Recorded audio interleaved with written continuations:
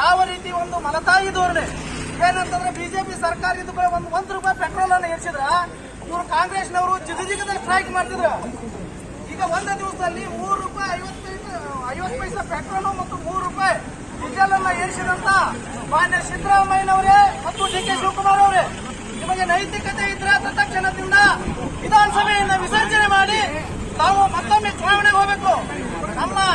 ನಮ್ಮ ಶಾಸಕರು ಕೂಡ ಈಗ ಏನ್ ಹೇಳ್ತಿದ್ದಾರಲ್ಲ, ಈ ಬಿಟ್ಟಿ ಭಾಗ್ಯಗಳಿಗೆ ಒಂದು ತಾವು ತೆರೆದೂಗಿ ತಮ್ಮ ಶಾಸಕರಿಗೆ ಯಾವುದೇ ಅನುದಾನ ಇಲ್ಲ, ರಾಜ್ಯದಲ್ಲಿ ಯಾವುದೇ ಅಭಿವೃದ್ಧಿ ಕಾರ್ಯಗಳಾಗ್ತಾ ಇಲ್ಲ, ಜನಸಾಮಾನ್ಯರು ಒಂದು ಭಾಗ್ಯಗಳನ್ನು ಕೊಟ್ಟೇವಂತೇಳಿ ಈ ಕರ್ನಾಟಕ ರಾಜ್ಯವನ್ನೇ ಲೂಟಿ ಹೊಡೆಯುವಂತ ಕಾರ್ಯಕ್ರಮವನ್ನು ತಾವು ಮಾಡ್ತಾ ಇದ್ದೀರಿ. ತಾವು ಲೂಟಿ ಹೊಡೆಯುವಂತ ಕಾರ್ಯಕ್ರಮವನ್ನು ಮಾಡ್ತೀರಿ.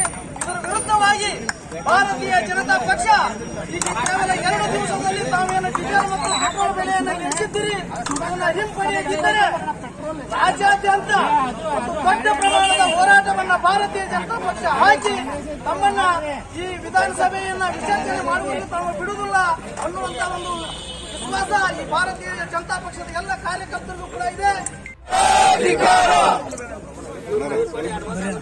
ಭಾರತ್ ಮಾತಾ ಕಿ ಜೈ. ಡೀಸೆಲ್ ಮತ್ತು ಪೆಟ್ರೋಲ್ ಬೆಲೆ ಇಳಿಸಿದ ಕಾಂಗ್ರೆಸ್ ಸರ್ಕಾರಕ್ಕೆ